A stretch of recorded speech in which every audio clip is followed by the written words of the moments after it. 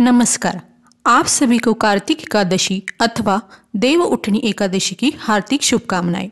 आने वाला प्रत्येक दिन आपके लिए शुभ हो। हिंदू धर्म के अनुसार हर व्रत के पीछे कहानी होती है, सीख होती है। आज हम तुलसी विवाह की कथा सुनेंगे। एक बार शिव ने अपने तेज को समुद्र में फेंक दिया था।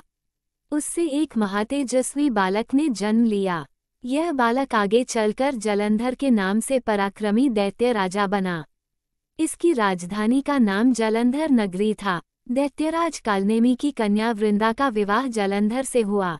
जलंधर महाराक्षस था। अपनी सत्ता के मद में चूर उसने माता लक्ष्मी को पाने की कामना से युद्ध किया, परंतु समुद्र से ही उत्पन्न होने के कारण माता लक्ष्मी ने उसे अपने भाई के रूप में स्वीकार किया।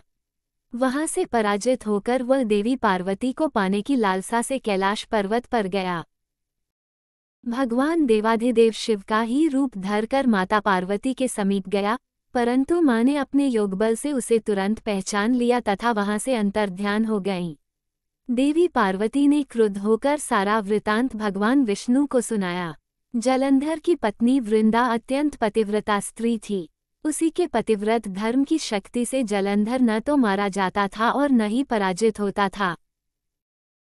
इसलिए जलंधर का नाश करने के लिए वृंदा के पतिव्रत धर्म को भंग करना बहुत आवश्यक था।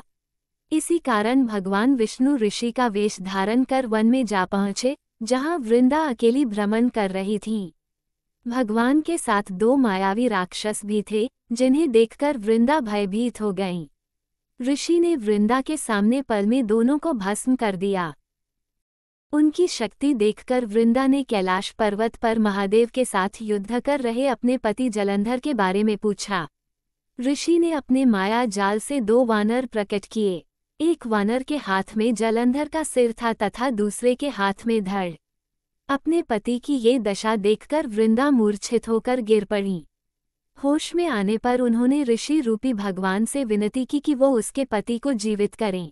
भगवान ने अपनी माया से पुनः जलंधर का सिर धड़ से जोड़ दिया, परंतु स्वयं भी वह उसी शरीर में प्रवेश कर गए। वृंदा को इस छल का तनिक भी आभास न हुआ। जलंधर बने भगवान के साथ वृंदा पतिव्रता का व्यवहार करने लगी, जिससे उसका सतीत्व भंग हो गया। ऐसा होते ही वृंदा का पति जलंधर युद्ध में हार गया। इस सारी लीला का जब वृंदा को पता चला, तो उसने क्रुद्ध होकर भगवान विष्णु को हृदयहीन शिला होने का श्राप दे दिया। अपने भक्त के श्राप को भगवान विष्णु ने स्वीकार किया और शालिग्राम पत्थर बन गए। सृष्टि के पालनकर्ता के पत्थर बन जाने से ब्रह्मांड में असंतुलन की स्थिति हो गई। ये देखकर सभी देवी देवताओं ने वृंदा से प्रार्थना की वह भगवान विष्णु को श्राप मुक्त कर दे। वृंदा ने भगवान विष्णु को श्राप मुक्त कर स्वयं आत्मदाह कर लिया। जहां वृंदा भस्म हुई, वहां तुलसी का पौधा उगा।